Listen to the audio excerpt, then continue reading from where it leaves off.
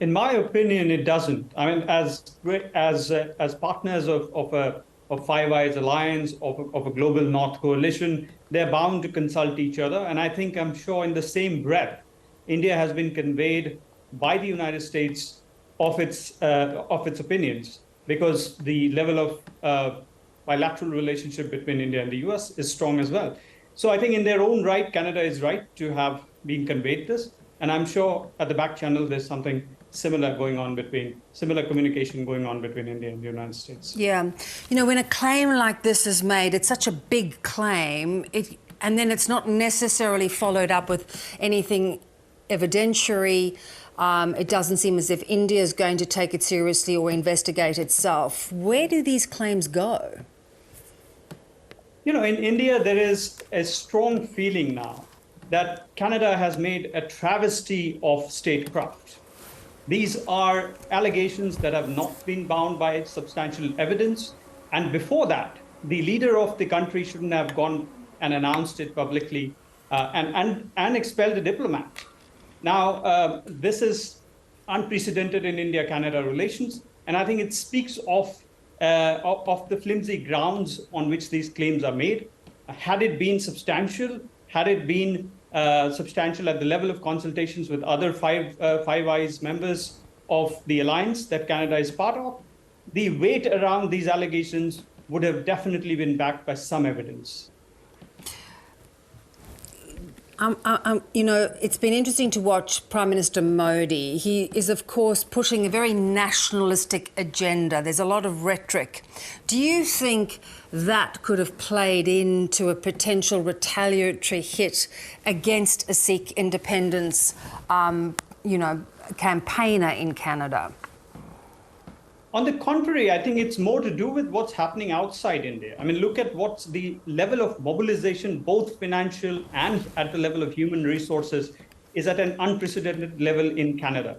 And that's because of an obvious state support given by the Canadian government. For obvious reasons, because the NDP, the New Democratic Party, is in an alliance with the Liberal Party of Justin Trudeau. If today the NDP were to pull out their support, the current government will fall.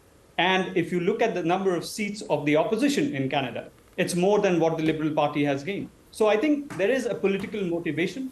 It's catering to a certain kind of domestic politics. It has nothing to do with what's happening in India. Yeah. What is this going to mean for relations between the two? It seems as if they are starting to degenerate very quickly.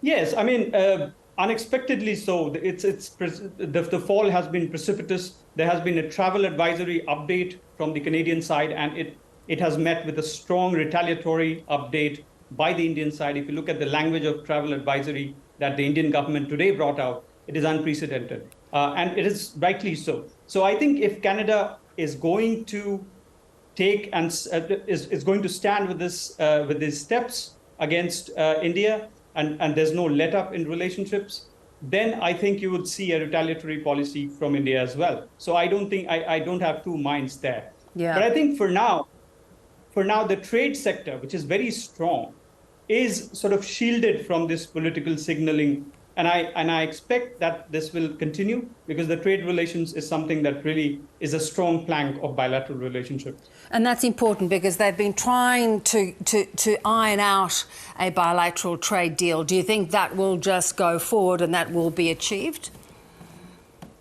I don't think the trade deal per se will go forward, because just before coming to India for the G20 presidency meet here, the Trudeau government pulled out the plug on the trade deal and gave it a temporary halt. I don't know what that means, but that's not a good signal for the trade relations. But apart from that, if you see the Canadian pension investment alone amount to more than 45 billion here, and there are other companies like Azure, which are heavily invested in India. So I think beyond the trade deal itself, the bilateral ties are strong, at least in terms of investment. But if this continues for long, the investor sentiment might erode. But right now, we are in a safe spot. You know, even in Australia, Vivek, we have seen, protests and tension between BJP nationalists here and Sikh separatists here. Australia is now concerned over this. How does it allay its concerns? How does it get a hearing with the Indian government?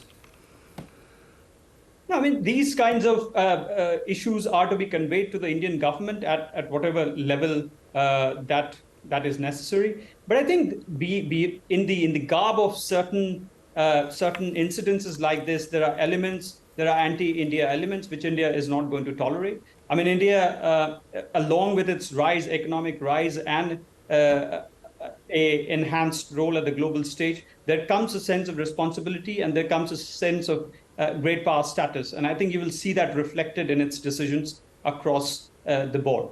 And I think some of these have nothing to do with religion itself, but there are anti-India elements that are conducting some of the elements that hurt India's sovereignty and integrity. And on those occasions, I don't see India pulling the punch. Yeah. But, with that growing platform and growing sort of power, India is not immune to criticism. And of course, there have been examples of, big crackdowns on minorities in India, this sort of, as I pointed out, the sort of nationalistic fervour. Does Modi have to be very careful how he treads here? I think Modi is very careful. Prime Minister Modi, if you look at his speeches, it has been, to the tone of which talks about inclusiveness, which talks about giving rights to minorities, and which is true. I mean, if you come and live in India, you don't see these things which some of the times flash in foreign media. I think there are concerns in all countries, and I think we have to address that on a fair basis. I think some of the criticism of this government has sort of stemmed from the past of certain legacy sentiments that have stayed on with the West, and I think those have been conflated with what's happening in India right now. But if you look at what's actually happening in India, it's economic development, it's inclusive growth, and to a large extent, much of these criticisms are unfounded. But I think criticism is welcome. India is a diverse country, and I think we should be criticized on where we fail. Good to talk, Vivek. Thank you so much for your time. Thank you.